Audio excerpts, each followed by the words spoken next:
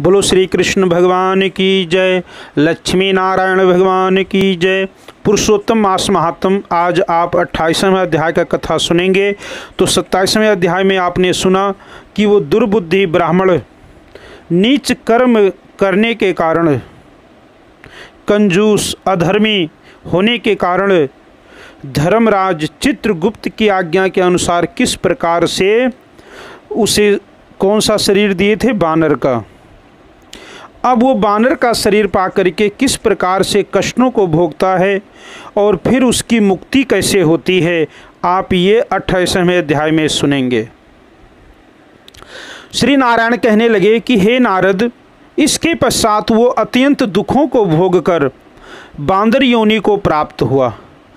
पापों का नाश करने वाला एक सरोवर था जो देवताओं को भी दुर्लभ मृग तीर्थ नाम से विख्यात था। इसी तीर्थ में वो ब्राह्मण फलों की चोरी के पाप से बंदर की योनि को प्राप्त हुआ। नारद जी कहने लगे, हे प्रभु, करोड़ों पापों से युक्त वो बंदर उस तीर्थ में कैसे पहुंचा? श्री नारायण बोले कि हे नारद, चित्रकुंडल नाम वाला कोई एक वैश्य था, बानिया। उसकी तारका नाम की एक स्त्री थी। इन दोनों के पुरुषोत्तम मास करते हुए वहाँ पर जो मृग तीर्थ था, वहाँ पर उन्होंने 1 महीने तक उस सरोवर के पास रह करके और पुरुषोत्तम मास का स्नान किया और पुरुषोत्तम मास का प्रतिदिन वो कथा सुनते थे। वहीं पर मृग तीर्थ के पास ही बैठ करके उन्होंने भगवान नारायण हरि के नाम का जाप किया करते थे। ओम नमो भगवते वासुदेवाय, ओम नमो भगवते वासुदेवाय। इस मंत्र का जाप वो प्रतिदिन मृग तीर्थ के पास किया करते थे। तो जब पुरुषोत्तम मास पूर्ण होने को आया तो वो वैश्य पति पत्नी ने ब्राह्मणों को बुला करके बहुत विधि पूर्वक पूजन कराया और अपने व्रत का उद्यापन किया और ब्राह्मणों को बहुत सा धन दान किया। हे नारद, वहाँ धन के लोभ से कंजूस एक ब्राह्मण पहुँच गया। जब उद्यापन विधि समाप्त हो गई तो वो चित्रकुंडल वैश्य ने स्त्री सहित ब्राह्मणों को अत्यधिक दान देकर प्रसन्न किया। उसकी बहुत सी दी हुई दक्षिणा से ब्राह्मण बड़े प्रसन्न हुए और सभी अपने अपने घरों को चले गए। परंतु अत्यंत लोभी वो कंजूस रोता हुआ उनके पास आकर के खड़ा हो गया तथा विनय से नम्र होकर अति गदगद वाणी से चित्रकुंडल वैश्य से बोला कि हे चित्रकुंडल, आप तो वैश्यों के राजा हैं। आप इस समय बड़े ही दानी हैं, बड़े ही धनवान हैं और आप हमें और दान दीजिए। ब्राह्मणों को बहुत सा धन आपने दान किया है, लेकिन मुझे भी आप धन दीजिए। उस कंजूस के ऐसे वचन सुनकर उस वैश्य ने कंजूस को बहुत सा धन दिया। उस ब्राह्मण ने इस धन को लेकर वहीं पर पृथ्वी में दबा दिया। वहाँ पर उस लोभी ब्राह्मण ने पुरुषोत्तम महात्म के धन के लोभ से स्तुति की। पूजा को देखकर पुरुषोत्तम भगवान बड़े प्रसन्न हुए, जिसके फल से वो ब्राह्मण मृग तीर्थ को प्राप्त हुआ। वो तीर्थ जल वाला, घनी छाया वाला, मीठे मीठे फल वाले पेड़ों से सुशोभित अत्यंत सुंदर वन था। श्री नारायण जी कहते हैं कि हे नारद, जब श्री रामचंद्र जी ने समुद्र में पुल बांधकर रावण का वध कर दिया तो रावण के मारे जाने से ब्रह्मा, शिव, इंद्र आदि सब देवताओं ने प्रसन्न होकर श्री रामचंद्र जी को वर मांगने के लिए कहा। तो उस समय भगवान श्री रामचंद्र जी ने कहा था, हे देवताओं, आप अगर सभी प्रसन्न हैं तो ये हमारे जो सूरवीर बानर राक्षसों के हाथों मारे गए हैं उनको शीघ्र जीवित कर दो। इतना सुनते ही देवताओं ने अमृत की वर्षा करके समस्त बानर सेनाओं को जीवित कर दिया। जीवित होकर सारे बानर जय जयकार करने लगे भगवान श्री रामचंद्र जी का। फिर भगवान श्री रामचंद्र जी विमान में बैठकर चारों ओर खड़े हुए बानरों से कहने लगे, आप जहाँ जहाँ पर तुम्हारी इच्छा है वहाँ वहाँ पर तुम जा सकते हो, और जितने काल तक तुम जीवित रहना चाहते हो उतने काल तक तुम जीवित रहोगे, और जिस स्थान पर तुम रहोगे वहाँ का जल अगर खारा है तो मीठा हो जाएगा। जिस पेड़ में फल नहीं लगते हैं, जिस पेड़ के ऊपर तुम सभी बानर जा कर के बैठोगे तो उसमें मीठे मीठे फल लग जाया करेंगे। मेरी आज्ञा से तुम सब अलग अलग दिशाओं में जाओ। भगवान विष्णु कहते हैं, हे नारद, फिर वो लोभी बानर कहते हैं उसी भगवान श्री रामचंद्र जी की कृपा से, कहते हैं जो पहले विप्र था, ब्राह्मण था, वो अपने कर्मों के द्वारा जब बानर बना तो उसी नदी के पास रहता था, लेकिन पूर्व जन्म के कर्मों के कारण कहते हैं उसके मुख में बहुत बड़ा एक जख्म था, तो ना तो वो कुछ खा पाता था और ना ही कोई जल पी सकता था। उस पीड़ा से वो बानर रात दिन दुखी रहता था। अत्यंत पीड़ा युक्त होकर कुछ भी नहीं वो खा सकता था।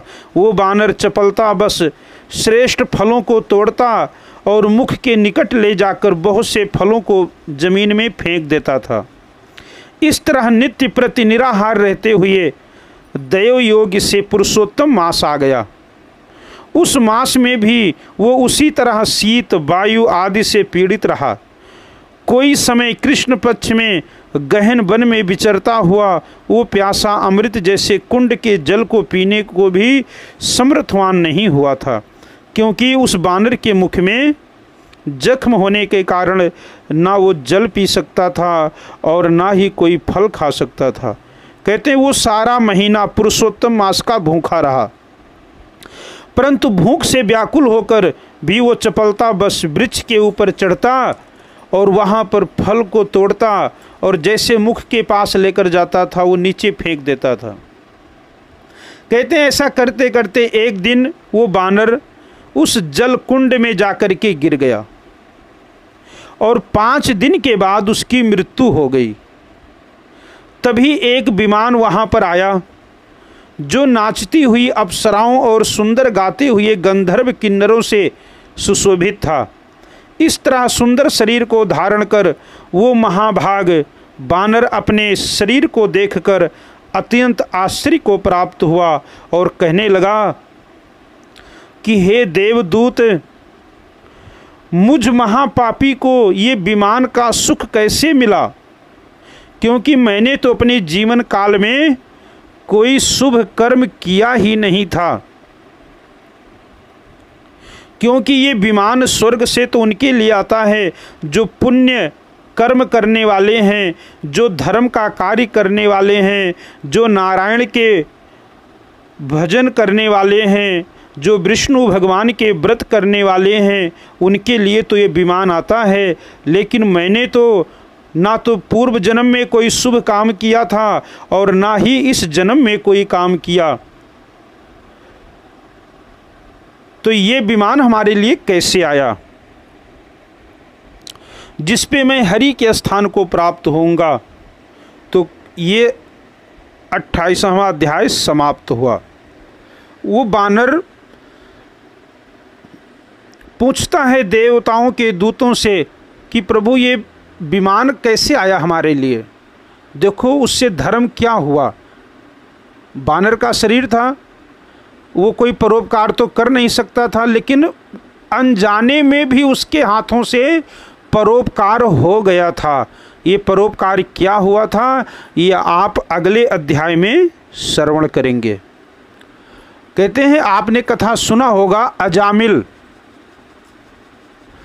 अजामिल ने सारी उम्र पाप कर्म किया था। तो कहते अजामिल का काम था कि जा कर के रास्ते में खड़े हो जाना, लोगों को मारना, उनके धन को छीन लेना। तो कहते हैं ऐसे करते हुए एक बार देवऋषि नारद अजामिल के चक्कर में पड़ गए। तो अजामिल ने पकड़ लिया नारद जी को, बोले कहाँ जा रहे हो, जो तुम्हारे पास धन है वो सब हमें दे दो। तो नारद जी कहने लगे हमारे पास क्या है, हमारे पास तो भगवान का नाम है और वही नाम मैं हर समय जपता हूँ। तो अजामिल ने कहा नहीं, फिर ऐसे बात नहीं बनेगी, फिर चलो तुम हमारे घर का काम करना। कहते हैं अजामिल नारद जी को अपने घर पे ले आया। तो अजामिल की जो धर्म पत्नी थी वो गर्भवती थी और स्त्रियों का जो स्वभाव होता है वो बड़ा नर्म होता है, बड़ी दयालु होती हैं। तो अजामिल की धर्म पत्नी अपने पति से कहने लगी कि नाथ ये संत हैं, इन्हें छोड़ दो, इनको घर में बांध कर रखने का कोई फ़ायदा नहीं है, ये तो भगवान के भक्त हैं और इन्हें छोड़ दीजिए। तो अजामिल के से बार बार जब उनकी धर्मपत्नी ने कहा तो अजामिल ने देवऋषि नारद को छोड़ दिया, लेकिन छोड़ते हुए कहा कि हे नारद, मैं तो तुम्हें पकड़कर यहाँ लाया हूँ और 2 दिन आपको भोजन भी कराया। तो नारद जी कहने लगे कोई बात नहीं, जाते समय भी मैं तुम्हें आशीर्वाद देकर जाता हूँ कि जो तुम्हारे घर में ये तुम्हारी पत्नी गर्भवती है ना, इससे जो पुत्र होगा उसका तुम नाम नारायण रख देना। क्या नाम रखना? नारायण। इतना आशीर्वाद दे करके और नारद जी वहाँ से चले जाते हैं। समय आता है, अजामिल के घर में पुत्र का जन्म होता है और अजामिल की जो धर्म पत्नी थी अपने बेटे का नाम उन्होंने रखा नारायण। तो धीरे धीरे जब समय व्यतीत हुआ तो एक ना एक दिन इस संसार से सभी को जाना होता है। कोई आज गया, कोई 10 वर्ष के बाद गया, कोई 5 वर्ष के बाद जाता है। तो इस प्रकार से जब अजामिल सारी उम्र तो पाप किया था तो उसे लेने के लिए तो यमराज के दूत ही आएंगे, कोई विमान तो आने वाला है नहीं। तो धर्मराज के जब दूत आए और दूतों को देखकर वो अजामिल घबरा गया, डर गया। तो उसने सोचा कि अब हमारा बेटा ही मुझे बचाएगा इस दुख से। तो काले नीले पीले भयंकर यमराज के दूतों को जैसे देखा अजामिल तो अपने पुत्र को पुकारने लगा। पुत्र का नाम क्या था? नारायण। नारायण नारायण नारायण, आकर के मुझे बचाओ। तो भगवान विष्णु ने अपने पार्षदों को भेज दिया कि हे पार्षद जल्दी से जाओ, हमारा भक्त मुझे पुकार रहा है, उसकी जा कर के रक्षा करो। तो भगवान नारायण के पार्षद आए और अजामिल को अपने विमान पर बिठा लेकर के बैकुंठ धाम को चले गए। तो ये होता है नाम की शक्ति।